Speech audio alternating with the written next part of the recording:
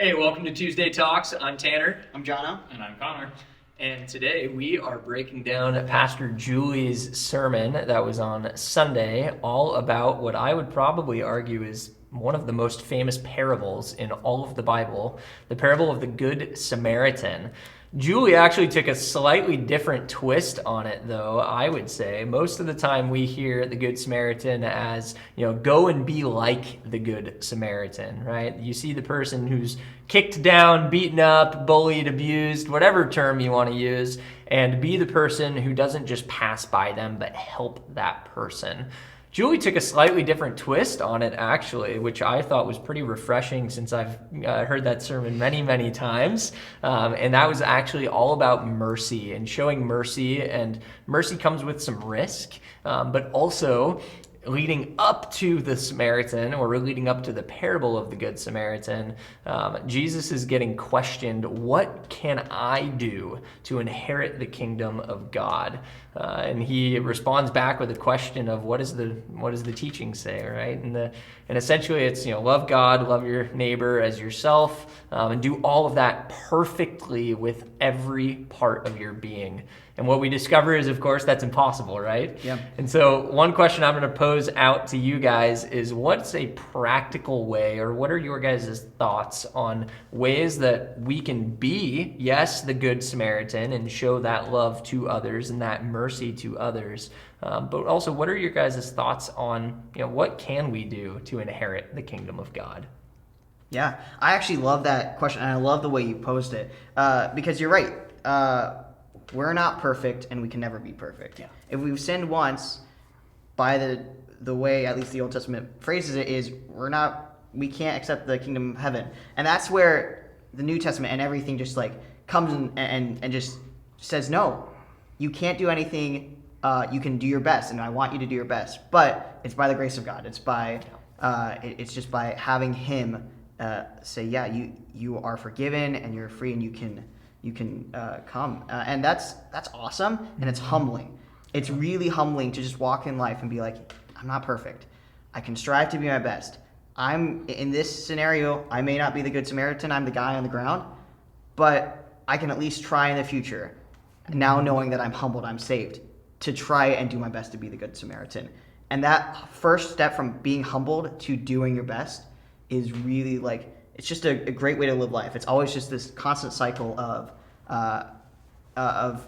not getting too much high ego, too much pressure. It's just wanting and thriving to do good. Yeah, absolutely. Connor, what are your thoughts? Yeah, I mean, just kind of tagging onto that. That's why one of the fruits of the Spirit is being humble. The more you really lean into the fact that you are the guy on the ground that's been mugged, robbed, and Christ is the Good Samaritan coming in to pick you up. Yeah. The more you lean into that in your life and your everyday experience, the more humble you get. If you constantly try to be the Good Samaritan and help everybody out and say, this is my own works, your ego starts to inflate. Yeah. And you start to be doing it not because you want to do good, but because you want to be praised. I mean, you hear about it all the time with charities. I mean, even churches. It's they're like, are you really in it for because you want to help people, or are you in it because you want people to look at you and say, you guys are a great organization, you do such good work. Yeah. That way you get that feeding of the ego. Yeah. That's why it's fascinating, and I say this lightly with a bunch of subsects. It's so crazy and awesome that Christianity is not first about being good. Yeah. It's first about accepting you're not good and being saved, and then being good. And that's because that's the only way. We can't be perfect. Yeah. And accepting that is the only way forward. It's awesome. Yep. Yeah. I completely agree. Yeah. And really that's what I loved about Julie's take on that sermon is basically the lawyer who is questioning Jesus, and they're having this back and forth discussion. I think what Jesus probably reveals to him is, hey buddy, there's nothing you can actually do, because at the end of it, he answers, because Jesus is kind of rhetorical, but not rhetorical question of, well, which one of these do you think would inherit, the kingdom? And the guy says the one who showed the mercy. He's like, yes, like, that's the reality, is there is nothing we can do to save ourselves. We have been given that grace, that mercy. And so by giving that grace and mercy to us, Jesus then uses that parable to show, hey, you've been given that amazing gift. Now go and do likewise, right? Absolutely. So coming back to the kind of that first question of what do you guys feel like are some practical ways that you also can show mercy to others in your guys' lives? Since us three, we've been given that mercy, right, by Jesus. Yeah. What are some practical ways you guys feel that? A really good thing for me is letting myself be humbled. If I make a mistake, if I realize flaws, maybe I'm embarrassed by something, I come clean with that. I let people know, hey, I made this mistake. I want to improve. I want to be better. And getting into that practice of being humbled by your mistakes, learning from your mistakes, applies to small things and it applies to big things. Your salvation, or when you left the oven on, stuff like that. So it is just getting into that routine of letting yourself be humbled and then learning from your mistakes. But the key point is letting yourself be humbled. As hard as it is, it's really helpful to just go through that process. Yeah, it's so good. Yeah, and I'm thinking on the inverse side of it is being gracious when people make mistakes. Absolutely. Yeah. It's very easy when you're at work to realize your teammate, in another department dropped the ball and suddenly this project deadline's hit and you're like, whoa, like I don't have the things I need to turn this project in. And ultimately that's going to come back on me. Absolutely. By my boss or whoever.